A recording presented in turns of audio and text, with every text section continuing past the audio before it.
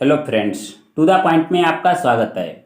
आज की इस वीडियो में हम बात करेंगे शिक्षा मनोविज्ञान एजुकेशनल साइकोलॉजी की।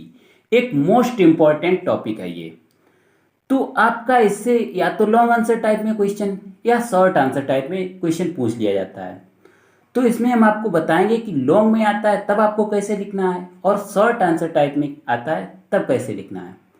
शिक्षा मनोविज्ञान, इसका नाम समझो, यानी कि शिक्षा और मनोविज्ञान। जब हम मनोविज्ञान के सिद्धांतों नियमों को शिक्षा में अप्लाई कर देते हैं, शिक्षा में उनका प्रयोग करते हैं, तब हम उसको क्या कहते हैं? शिक्षा मनोविज्ञान। शिक्षा क्या है? शिक्षा जो है व्यक्ति के व्यवहारों में परिवर्तन करना, यानी कि व्यक्ति के व्यवहार में परिवर्तन करना ही शिक्षा है। और मनोविज्ञान क्या है? मनोविज्ञान जो है व्यक्ति के व्यवहार का अध्ययन करता है और हमें बताता है कि इसी व्यक्ति के व्यवहार में कैसे परिवर्तन किया जा सकता है। यानी कि हम कह सकते हैं कि व्यक्ति, शिक्षा मनोविज्ञान की परिभाषा दे सकते हैं कि व्यक्ति के व्यवहारों का अध्ययन करके ये पता लगाना कि कैसे व्यक्ति के व्यवहार में परिवर्तन किया जा सकता है। विज्ञान की जिस शाखा के अंतर्गत अध्ययन करते हैं उसे हम शिक्षा मनोविज्ञान कहते हैं। चाहे जैसे आप इसकी परिभाषा लिख सकते हैं, केवल जो कॉन्सेप्ट है उसको समझो। अब जब आपका लॉन्ग आंसर टाइप में क्वेश्चन आता है तो आपको कैसे लिखना है? सबसे पहले आप शिक्षा के बारे में लिख दें और उसके बाद शॉर्ट लिख दें मनोविज्ञान के बारे में और उसके बाद शिक्षा मनोविज्ञान के बारे में। लेकिन आपका शॉर्ट आंसर टाइप में क्वेश्चन आया जैसे शिक्षा मनोविज्ञान का अर्थ परिभाषा लिखिए, तो आपको केवल शिक्षा मनोविज्ञान ही लिखना है। तो यहाँ पर हम लॉन्ग आंसर टाइप के पर्सपेक्टिव से इसकी बात कर रहे हैं। सबसे पहले बात करेंगे शिक्षा की, एजुकेशन। तो जो आपका शब्द है शिक्षा, संस्कृत भाषा के शिच धातु से बना है, जिसका अर्थ क्या होता है? सीखना या ज्ञान प्राप्त करना। इसके अलावा हम बात करें जो एजुकेशन, शिक्षा को अंग्रेजी में क्या कहते हैं? एजुकेशन। और जो आपका वर्ड है एजुकेशन, ये लैटिन भाषा से लिया गया है। यानी कि एजुकेशन जो है लैटिन भाषा के एडुकेटम शब्द से लिया गया है। और जो एडुकेटम है ये आपके लैटिन भाषा के दो शब्दों से मिलाकर बना है। कौन कौन से? ई और ड्यूको।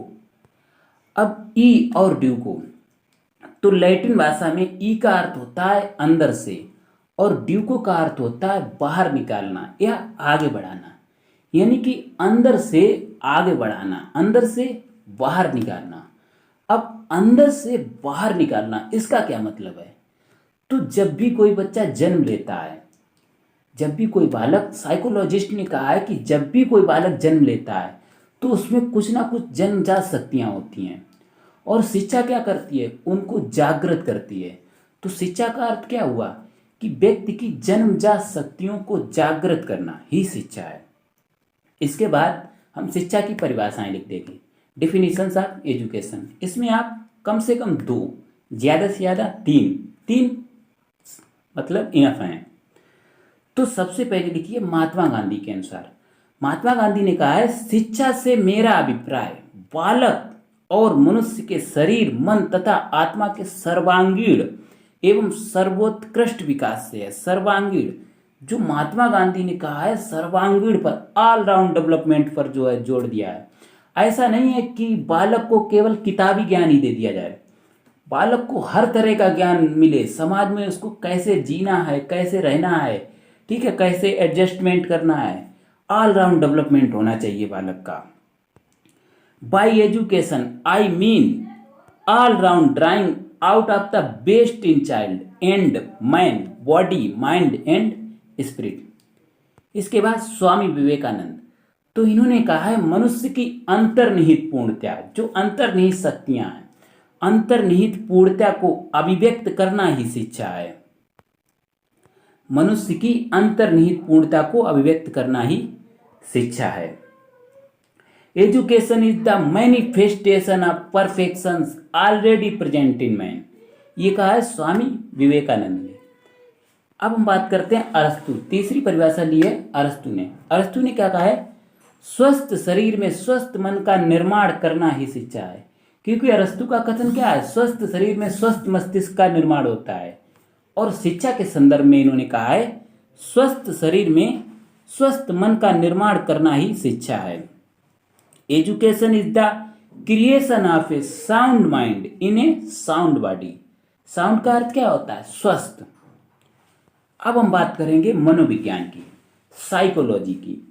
तो जो आपका वर्ड है साइकोलॉजी, ये ग्रीक भाषा के दो शब्दों से मिलकर बना है।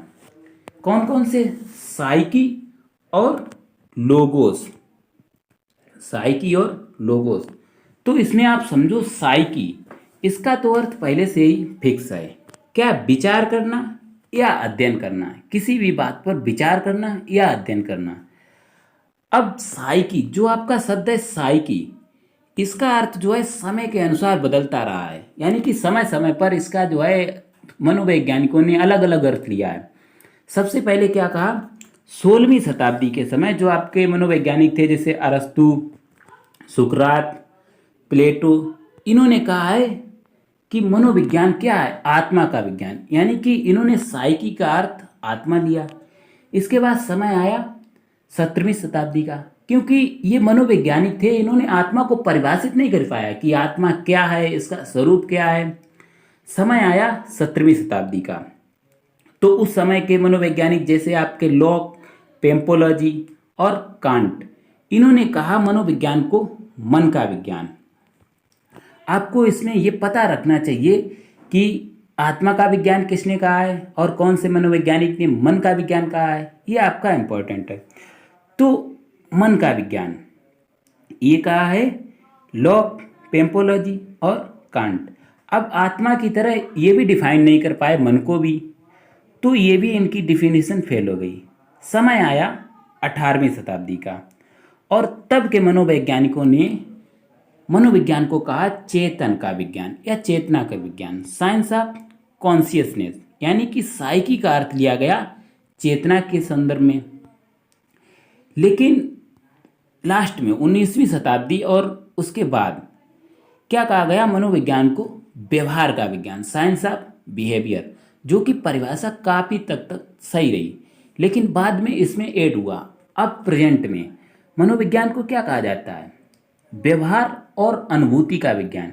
जैसे कोई भी व्यक्ति अगर रो रहा है, मतलब कोई भी व्यक्ति के आंसू निकल रहे हैं, ये समझो किसी व्यक्ति के आंसू निकल रहे हैं, तो आप ये पता लगा सकते हैं कि वो खुशी है या दुख है, क्योंकि आंसू तो खुश में भी खुशी होता है कोई व्यक्ति तब भी निकलते हैं, और दुखी होता है तब भी निकलते हैं। तो हमें उसकी अनुभूति करनी होगी कि उसे दुख है या सुख। व्यवहार के साथ साथ अनुभूति करके ही हम उसके मन का अध्ययन कर सकते हैं। इसीलिए मनोविज्ञान क्या हुआ, व्यवहार और अनुभूति का विज्ञान। अब हम बात करते हैं मनोविज्ञान की परिभाषाओं की, डिफिनेशंस ऑफ साइकोलॉजी। तो स्किनर ने कहा है मनोविज्ञान व्यवहार और अनुभव का विज्ञान है। समझो, व्यवहार के साथ साथ उसका अनुभव भी होना चाहिए। Psychology is the science of behaviour and experience. केवल बिहेवियर से काम नहीं चलेगा, उसके साथ साथ अनुभूति होनी चाहिए, उस बात का अनुभव होना चाहिए। मन जो है आपके साइकोलॉजिस्ट हैं, इन्होंने क्या कहा है, आधुनिक मनोविज्ञान का संबंध व्यवहार की वैज्ञानिक खोज से है। Psychology is the scientific study of activities of the individual in relation to the environment. ये कहा है मन ने। एक्चुअली आपकी ये लिखी है वुडवर्थ वाली, और मन ने क्या कहा है, psychology today concern itself with the scientific investigation of behaviour. आधुनिक मनोविज्ञान का संबंध व्यवहार की वैज्ञानिक खोज से है। और वुडवर्थ ने कहा है मनोविज्ञान व्यक्ति के अपने परिवेश के साथ किए जाने वाले कार्यों का वैज्ञानिक अध्ययन है। तो यहाँ पर ये उसका इंग्लिश ट्रांसलेशन है। अब हम बात करते हैं शिक्षा मनोविज्ञान की, यानी कि जब आपका क्वेश्चन शॉर्ट आंसर टाइप में आता है तब आपको केवल यहाँ से लिखना है, लेकिन लॉन्ग में आता है तो शुरुआत से लिखना है। शिक्षा मनोविज्ञान, एजुकेशनल साइकोलॉजी। तो वही बात कि शिक्षा मनोविज्ञान दो शब्दों से मिलकर बना है, शिक्षा और मनोविज्ञान, यानी कि शिक्षा संबंधी मनोविज्ञान। जब हम मनोविज्ञान के सिद्धांतों को शिक्षा के क्षेत्र में उपयोग करते हैं तब हम उसे क्या कहते हैं, शिक्षा मनोविज्ञान कहते हैं। शिक्षा मनोविज्ञान की परिभाषाएं, डिफिनीशंस ऑफ एजुकेशनल साइकोलॉजी। तो कॉल सैनिक ने क्या कहा है, मनोविज्ञान के सिद्धांतों व परिणामों का शिक्षा के क्षेत्र में अनुप्रयोग शिक्षा मनोविज्ञान है। जब हम मनोविज्ञान के सिद्धांतों को, जो मनोविज्ञान ने सिद्धांत दिए हैं, शिक्षण विधियां दी हैं, वो सब जब हम शिक्षा के क्षेत्र में प्रयोग करते हैं तब उसे क्या कहते हैं, तब हम उस विज्ञान की शाखा को शिक्षा मनोविज्ञान कहते हैं। क्योंकि मनोविज्ञान क्या है, एक विज्ञान है। ये हम बात करेंगे मनोविज्ञान की प्रकृति की, नेचर ऑफ साइकोलॉजी में। Educational psychology in the application of findings and theories of psychology in the field of education. Crow ने क्या कहा है, शिक्षा मनोविज्ञान व्यक्ति के जन्म से लेकर वृद्धावस्था तक सीखने के अनुभवों का वर्णन तथा व्याख्या करता है। तो देखो, जैसे कि शिक्षा मनोविज्ञान है तो इस परिभाषा में शिक्षा और मनोविज्ञान दोनों की परिभाषाएं जुड़ गई हैं। देखो, शिक्षा मनोविज्ञान व्यक्ति के जन्म से लेकर वृद्धावस्था तक सीखने, तो सीखने की प्रक्रिया क्या कहलाती है, शिक्षा। और अनुभवों का वर्णन और व्याख्या, अनुभवों का अध्ययन यानी कि व्याख्या क्या कहलाता है, मनोविज्ञान। तो इसमें शिक्षा और मनोविज्ञान दोनों की जो है डिफिनीशंस ऐड हो गई, यानी कि किसकी बन गई, शिक्षा मनोविज्ञान की परिभाषा बन गई। Educational psychology describes and explains the learning experiences of an individual from birth through old age. Crow. अब बात करते हैं हम शिक्षा मनोविज्ञान की प्रकृति, नेचर ऑफ एजुकेशनल साइकोलॉजी। तो प्रकृति यानी कि ये आपका क्या है, मनोविज्ञान एक विज्ञान है ना, इसमें आया वर्ड विज्ञान। तो इसकी प्रकृति कैसी होगी, विज्ञानमय। और जो है शिक्षा मनोविज्ञान की प्रकृति है विज्ञानमय। अब हम कॉन्सेप्ट्स क्या देंगे, रीजन क्या देंगे कि ये विज्ञान में क्यों है। तो इसमें निरीक्षण, परीक्षण एवं प्रयोग किए जाते हैं, बिल्कुल विज्ञान की तरह ही निरीक्षण, परीक्षण और प्रयोग किए जाते हैं। ये नियमों व सिद्धांतों पर आधारित है, यानी कि विज्ञान की तरह ही मनोविज्ञान में भी नियम और सिद्धांत होते हैं। इसके सिद्धांतों में सार्वभौमिकता पाई जाती है। जैसे विज्ञान के नियम सार्वभौमिक होते हैं, यूनिवर्सलाइज होते हैं, मतलब जो इंडिया में है तो वो अमेरिका में भी अप्लाई होगा। सार्वभौमिक, हर जगह के लिए सेम, हर जगह वो नियम एक ही रहेगा।